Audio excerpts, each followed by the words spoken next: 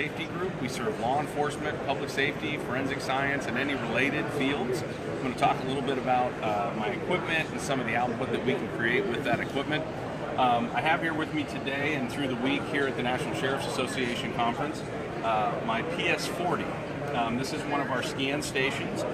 This has a range out to 270 meters. This particular instrument and our newer PS line, our PS16, PS30, PS40, have validated error or known error at 3 millimeters at 50 meters out.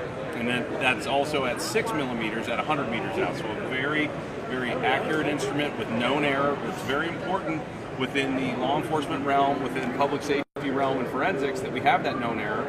So when we're testifying in court, we can say this is the known error, and it adds validity to the measurements that we're presenting in court and in our analysis. So what I'm going to do is I'm actually going to start this up so you can see how the scanner itself works. I'm just going to hit the start button there. I have it set up for a 58-second scan, and in those 58 seconds it's going to rotate 360 degrees. It's going to capture in that amount of time 58 million data points. It does collect data at 1 million points a second. I have this scanner set up right now to a range of 120 meters. I have it set to that range because there's nothing inside this arena that is farther away than 120 meters. So I don't have to worry about capturing that distance. So you can see that it's spinning very fast over the top.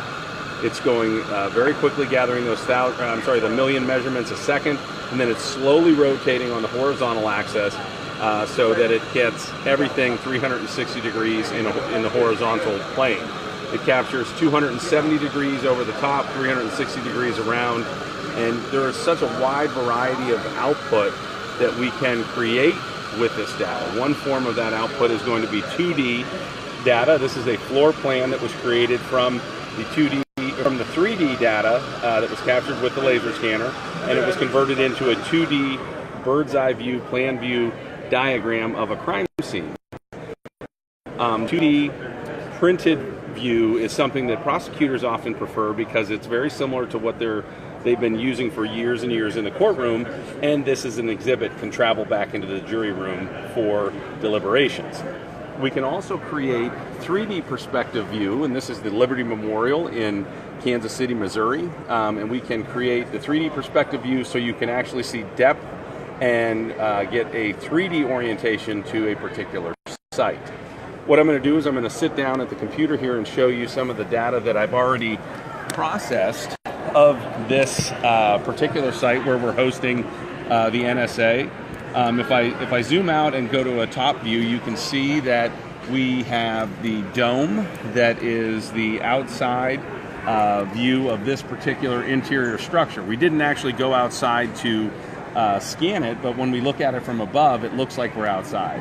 So when we come inside and we look at these scans, and you're seeing this in a form called intensity mapping, I can also display this in a form called grayscale, and there's a grayscale view. We can see lights hanging down, and we can see the formation of the dome.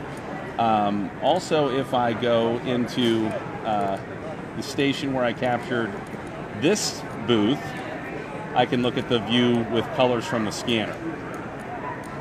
So there is my booth, as you've seen while we've been filming this, in its 3D view, and I can look at it from any perspective that I want. I can go ahead, up above. I just have a really nice 3D perspective and can view that any way that I want. There are a wide variety of ways that we can demonstrate this material. One of my favorites is the fly-through, and this is one of my favorite fly-throughs that I've created from scans that I've done. This is a fly-through animation of the Kansas City Union Station. This was collected from 5 different positions.